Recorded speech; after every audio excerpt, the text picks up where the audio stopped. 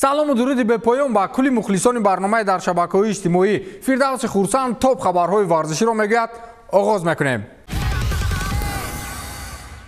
Флойд Мейвезери 46-сола то ҳол муборизаҳои худро дар ринги бокс идома медиҳад. Шаби 26 феврал Мейвезер дар Лондон бар зидди собиқ разгари ММА Арон Чалмерс рақобати намоишӣ баргузор кард. O2 Arena иқтидори ғунҷоиши 20,000 тамошобинро дорад. Аммо дар ин набард ба кулли ҷойҳои нишаст пур нашуд. Натиҷаи рақобат дуранг шуд, гарчанде Мейвезер бартарӣ дошт ва шоҳи ҳақиқиро ба намоиш гузошт. Дар бораи ин мубориза чиро донистан лозим аст? Мейвезер ба маросими вазкашӣ ҳозир нашуд, зеро рӯзи 24 феврал аз 46-умин солгарди тавлиди худ ҷашн мегирифт. Хулас 8 раунд Флойд Мейвезер аз ҳарифи худ 10 сару гардан боло ба назар мерасид. Дар вақти рақобат Мейвезер табассум карда дар назди Чалмерс 360 дараҷа гардиш кард ва дар вақти танаффус дар ресмонҳо худро партофта ба рингёрҳо ё духтароне ки дар дохили ринг раундҳоро муайян мекарданд мерақсиду хурсандӣ мекард. ин амали Мейвезер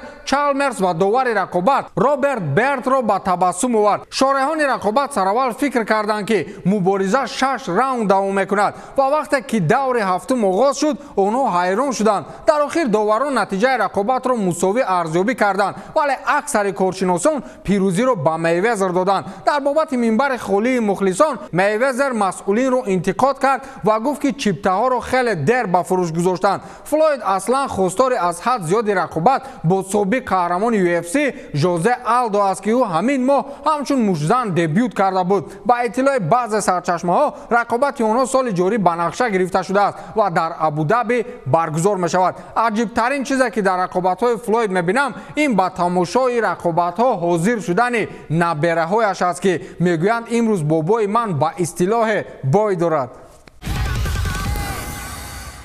як ҳафта пеш дар рӯйхати топ 10 футболбозони чемпионат шомил шуда буд. ин ҳафта шомили панҷгонаи аввал гардид. гап сари кӣ меравад? албатта ки шоҳи футбол аз рӯи шумораи голҳо. Криштиану дар Арабистони Саудӣ голзаниро идома медиҳад. ин дафъа хетрик дар нимаи аввали бозӣ муқобили дастаи Дамаки дар мавқеи ҳафтуми ҷадвали мусобиқа буд. дар дақиқаи 18-уми бозӣ португалӣ пеналтиро ба самар расонид ки ин чандон ҷолиб нест ки зеро пеналти задан барои Криш дар Аврупо ҳам як чизи қарарӣ буд. дар дақиқаи 23 аз ҷароини бозӣ гол зад. Ал-Наср якбора дар як фурсат ба контрҳуҷум гузашт ва тӯбро ба Роналду як бало карда расониданд ки португалӣ аз хати ҷаримагоҳ берун зарбаи сахтеро ба пои чапаш иҷро кард ки дарвозабон ягон шонси баргардондани онро пайдо карда натавонист. дар голи сеюм бошад саҳми нимҳимоятгар Айман Яҳё хеле олӣ аст. ӯ тӯбро дар ҷаримагоҳ қабул кард ва дарҳол онро ба қафо пас кард ки Криш онро ба гол табдил дод. ҳамаи голҳои ба самаррасонидаи Роналду дар қисми аввали бозӣ буд ва дигар ҳамин хел ягон кас ҳисоби бозиро то охир иваз кардан натавонист. дар муқоиса бо Лео Месси аз бартарии Криштиану ягон ҷои гурез нест. дар вохириҳо аз ҳисоби 3 гол дар як бозӣ задан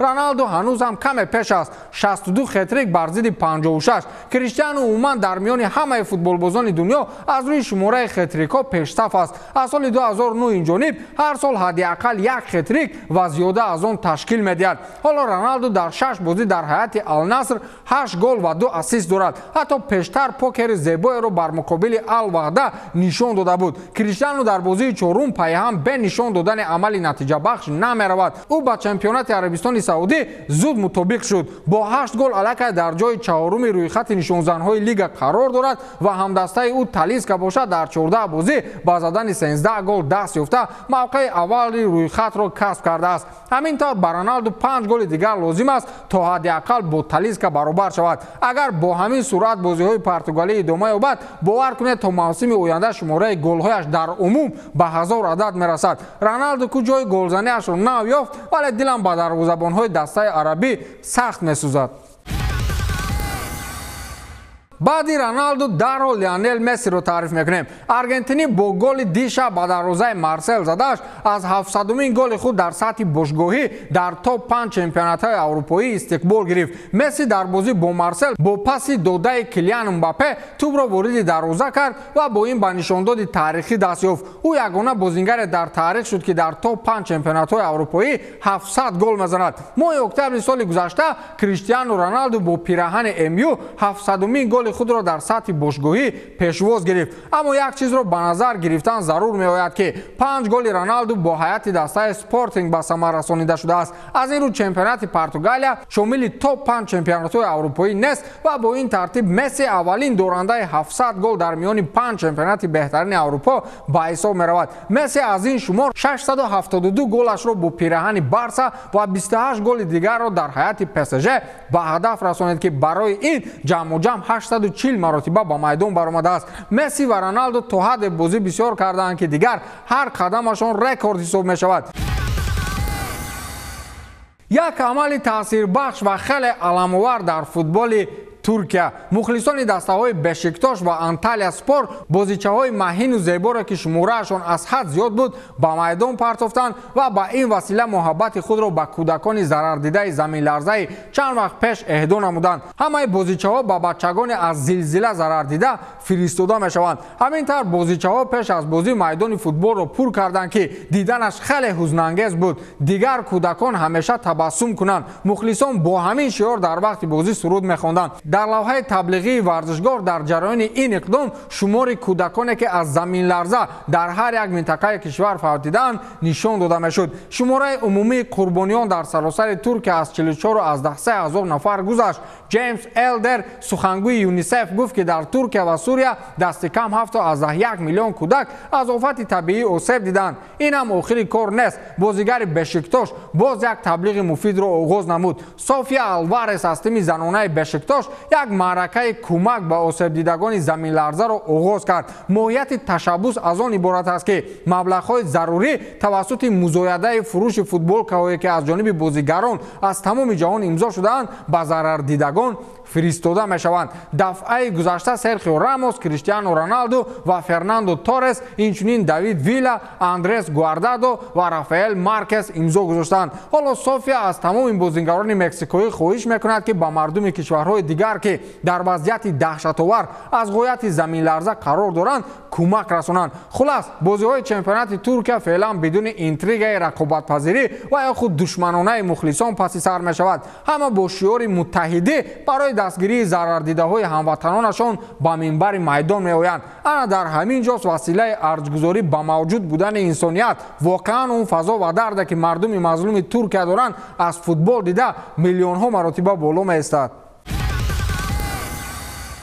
фарқият аз Реал Мадрид он қадар зиёд нест. ман ҷадвали чемпионати Испанияро дар назар дорам. ба гумонам дар Барселона чӣ чизе номаълуме рӯй дод. пас аз хориҷ шудан аз Лигаи Аврупо каталониҳои ғамгин дар меҳмонӣ аз дастае ки дар ҷои 19-уми Ла Лига аст мағлуб шуданд. Алмерия воқеан дар қисмати аввал дар саи Каталониро идора мекард ва ба голи ягонаи онҳо на Левандовски ҷавоб гардонида тавонисту на тактикаи гузоштаи Хави. Барса бори аввал аз моҳи октябр дар Ла Лига мағлуб шуд. пас аз ҳисоби 1-3 бар Реал Мадрид дар охири моҳи декабр 12 ғалаба ва як мусовӣ бар Эспаньол доштанд. шогирдони Хави дар 20 бозии охир бори аввал гол зада натавонистанд. бори охир ин дар моҳи октябр бар зидди Бавария дар Камп Ноу рух дода буд ки пас аз он каталониҳо дар тамоми мусобиқаҳо пайҳам 19 бозӣ гол зада буданд. эҳтимол ин натиҷа аз ҳолати бади Роберт Левандовски бошад. пас аз ҷоми ҷаҳон ӯ дар 6 бозии Ла Лига ҳамагӣ 2 гол задааст. Алмерия бори аввал дар таърих бар Барселона ғалаба кард ки қаблан дар Лига ва ҷоми Испания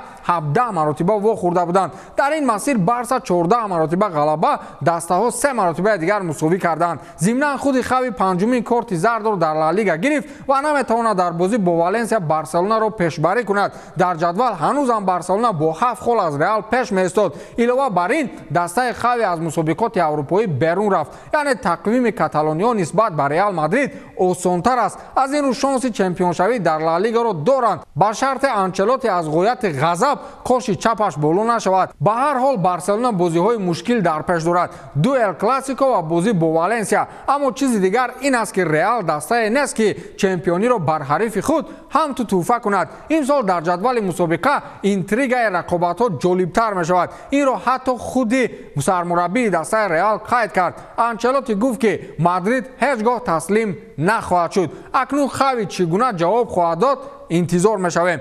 دوستان عزیز، اکنون توجه کنید به یک اعلان. بلاگران ورزشی ما در خارج کشور کارهای خود را ادامه میدن.